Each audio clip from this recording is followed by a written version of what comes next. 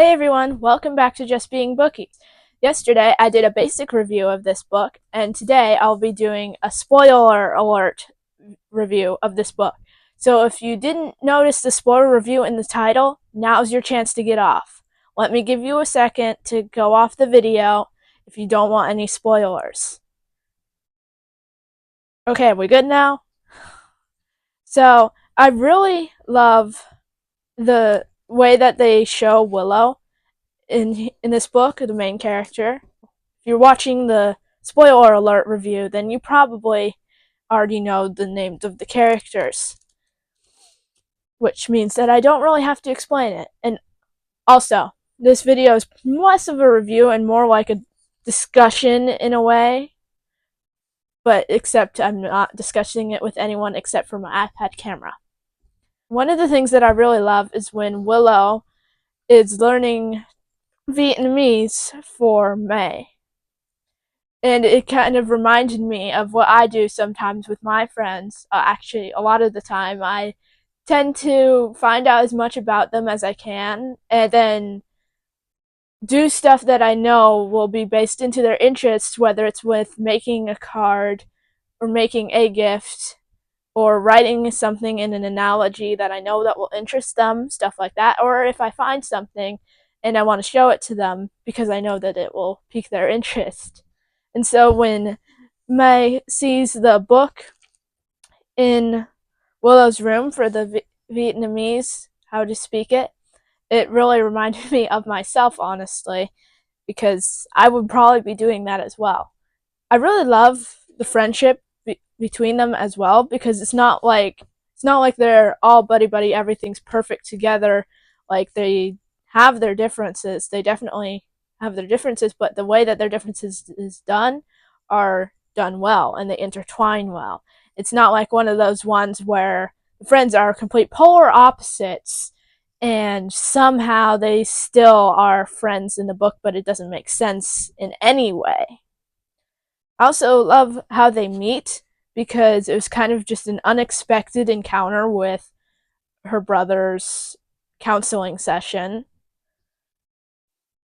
And then with the sad parts, of course, obviously those are very sad, uh and well, I don't know exactly what else to say besides that it was very sad. Even though I am going in depth on this one, it just, I don't know what else to say with it, because losing your parents, regardless of the context, is going to be sad in there. Even if, like, a villain's backstory, if they lose their parents, that's still sad. It's not going to not be sad just because they end up being a villain. That's kind of the point. It kind of fuels the backstory. But anyway, I'm getting off track.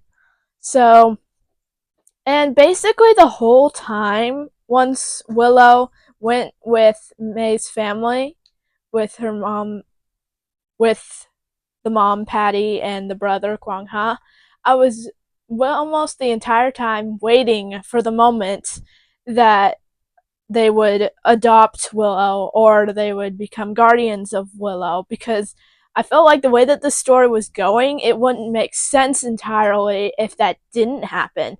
Which, granted, I know it doesn't happen that way so easily in real life, but the way that it was being told, I was like, if that doesn't happen, that's going to be completely off where the tone seemed to be going. Like, it didn't hint at it, but it felt like that had to be what was coming. And so when that finally happened, I was like relieved. And it was, well, relieved and happy because of the way that they did it. It was just so awesome, wholesome, and sweet. Um, and I also like the way that she expresses herself a lot through writing and can equate her feelings better through writing sometimes, because I love to write as well. And I also like to write notes to my friends, conveying things and putting it like that, because sometimes I stumble over my words, but when I'm writing, I have a chance to think it through and actually write it completely the way that I want to say it, and it flows better. Like, the one time I was writing something for my friend about, like, what color represents them, and I chose to do all of the colors because their personality is so unique. And honestly, I think that's the way with most people. I'm not saying like if you have a specific color description that you have for someone that just one is wrong either. There is no right or wrong. I just feel like there's a good mix for most people.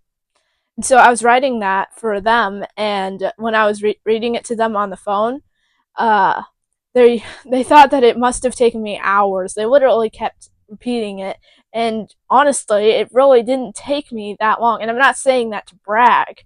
I'm just saying it as a fact because it just flows better for me and easily. I mean, like it's not like straight out there, but I don't really have to think as hard to do it, which part of it is because it's kind of in my personality and ingrained in me to like encourage people and such. It's just what I love, and so I think that that definitely reminded me of what I do as well. Oh yes, and then it was actually pretty early on.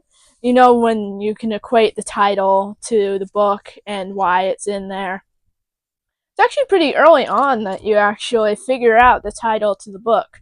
But then it keeps recurring, and then once it's nearing the end, it has another final bring back to the title, which was pretty cool. So, I hope that you like this book, and if you haven't read the book and you watch this entire spoiler video, then uh you can still read the book, but it won't be as proper. I don't know how to put it. But if you have and you love it just as much as I do, then awesome. I don't know what else to say. But thank you for watching this video, and I will see you in my next one next week. Bye.